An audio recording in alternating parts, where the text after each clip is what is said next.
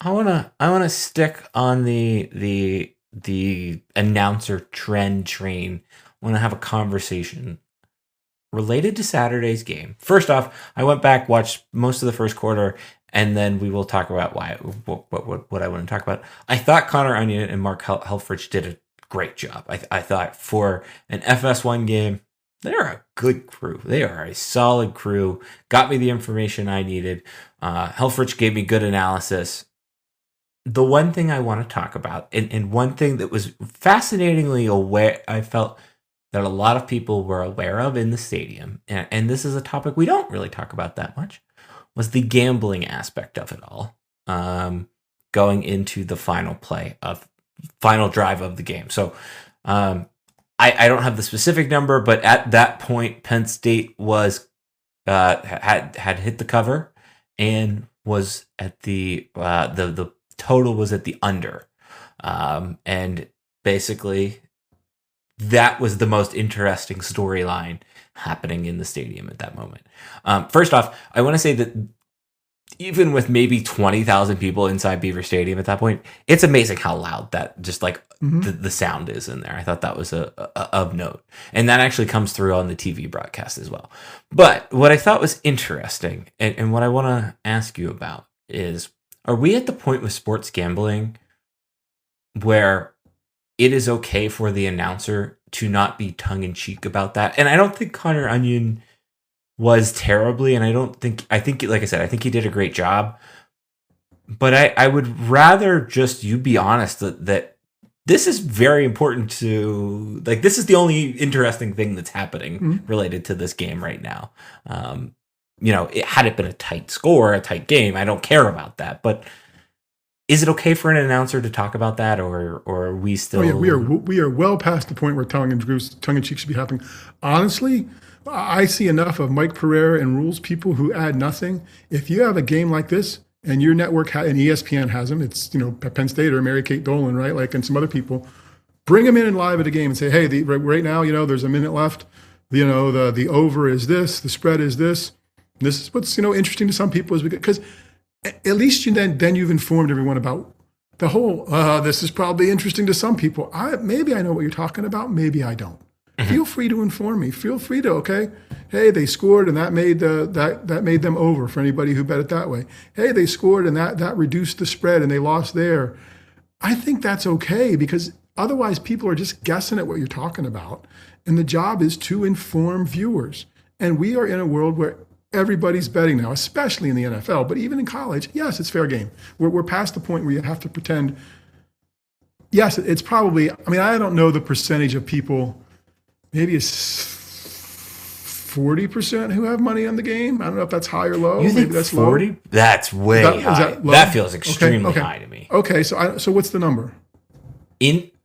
Of the people inside Beaver Stadium, or the people watching? Well, let's just everybody watching, I guess, because that's what we're talking about. Those people serving. Let's Penn State fans or Villanova fans. I would say 10% maybe. Okay, so you're still going to alienate 15% of your audience by not telling them what's relevant right. to them. That seems silly. No, and I think I was thinking about that, and I think, and you confuse the other 85. Yes. Sorry, by not saying what you're talking about. And I was thinking about that, and that was why I wanted to talk about this. We don't talk about betting that much, really, ever on this podcast. I don't bet. I think that, like, if you want to bet, like, I kind of feel about it the same way I do about your fantasy team. Great, I don't care. It was a fun moment being in the stadium. There were some Villanova fans that, like, were cheering both because they were excited about the fact they were scoring, but then the one guy was very sweating the bullets because he had some money on the game in terms of spread or over-under. And I do think that has become, if we're going to be hammered down and hampered with all of these ads, all of these promo offers, all of these things, I think in a moment like that, as a journalist, I guess, more so than anything else, give me that context to the point that you're saying.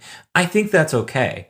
I think where I'm going back to what you said about the alienation of audiences is that was interesting to some, or what is it? What does that Michael say? Oh, it was significant to some. That all spawned from Al Michaels saying that on Monday Night Football broadcasts or Sunday Night Football broadcasts, kind of when betting was like sort of becoming legal, to now when he does it a little bit on Amazon, right?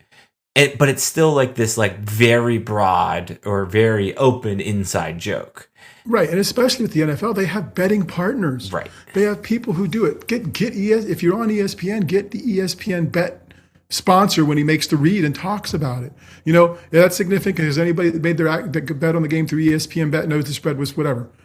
That's great. Then you're actually serving a sponsor. You're serving the viewers, and you're being honest with people. It's different from the stadium not announcing the right attendance if we think that's the case.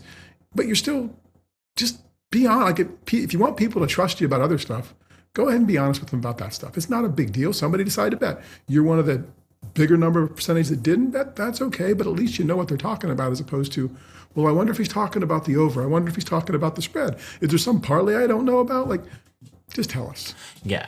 I think it is, especially in a game where they're at that point, what is the story? I mean, maybe the other part of that storyline is the fact that Penn State would have, and he brought it up, Connor Onion brought it up, that Penn State would have hit or had back-to-back shutouts for the first time since '96. And I think he informed me of that, but I think at that point in the game, we can debate whether it should or should not be the storyline, but like gambling has always been a part of sports. You could always go to Vegas and put money on a game, right? Like tell me about that. Inform me of that. Now, I do think it's different that like I wouldn't want that Georgia and Tennessee game, right? Like I don't want that. That is secondary storyline. That is the 10th most interesting thing happening right now on the field. I want all of the information to get me and serve me as a fan of that play, this thing, that thing, etc. That's not interesting to me. But when you're captivating an audience of trying to hold people into, and I guess at that point, I don't know who's tuning in. I don't know that there even are probably that many Penn Staters that are tuning in. Until maybe. But broadcasters make those decisions about content all the time, right? Like we're going to talk about the LSU game and the 66-year-old band member. Like that 66-year-old band member he wasn't in the band. Well, the band didn't go to Clemson when they got there. So the team that had their first home game did that story because he's in the band. So that situation determined whether or not they shared that story. In this instance, the situation would determine whether or not you talk about betting. Yeah, that's a good point. That's a good way of putting it. No, I agree with that. Okay. I was just curious. I wanted to make sure that like we don't need to. I mean, unless you got a sponsor, and at the 4-minute mark of the fourth quarter, we're looking at 4 pieces of betting action that have happened this game so far, and we did this, and this. Make it if it's a standing element from ESPN bets, and it's in all your games, and say, okay, the over is this, and we're there. The spread was this, and we're there. They've got this thing to cover, and there was this prop bet that got the most action. Even that I'd be comfortable with because you're promoting ESPN bets. It's a standardized feature in your broadcast. I mean, I don't think we're getting there, but if you're going to lean into it and make it valuable to people who are interested. I was thinking about that. I was thinking about TNT. TNT, the thing that they do that annoys me at intermissions of hockey games is they have Paul Bissonnette give his opinion of what the bet will be. Like here's the bet, here's the offer. Paul thinks this. And I think they'd do something maybe similar with Charles Barkley or one of the NBA guys. To me, that's not, I think that's a little too, and even I think NBC does that where they talk about like, oh, I think, like, I don't know if it's Matt Berry or somebody else. Oh, I think these are going to hit. I don't want that. Like but yeah, to your point, like in some ways some of that is also like, I mean, there are computer models of that rank performance of teams that have some of that type of data built into it. So it's not like it's not credible information, I guess I would say, or anything like that. No, I think that's a good point. Make it a part. Don't make it a part of the center of the broadcast, but make it. If you're gonna bring it up, and right. Anything's better than just not the inside joke that some people get or the inside information. Just serve viewers. And maybe that's. I don't know if that's a college, like an NCAA like kind of role, but I mean, I can't imagine that it is because I feel like I guess it would be weird that you could show I know for a fact, at least on the scroll bar at the bottom, that they show the over under. Fox shows the over under. Right. I don't know. I don't remember if in the broadcast it shows that, but I feel like I have seen, and I mean, hell, Game Day was picking against the spread this week. Like they had a couple picks against the spread. So okay, no, it's kind of funny. The bottom line, right, has it like that's the bottom line, right? Like that's kind of like the line has the numbers, but like the broadcast doesn't. It doesn't seem that there should be separation. Correct. It's all the same. It's all the same information. Okay.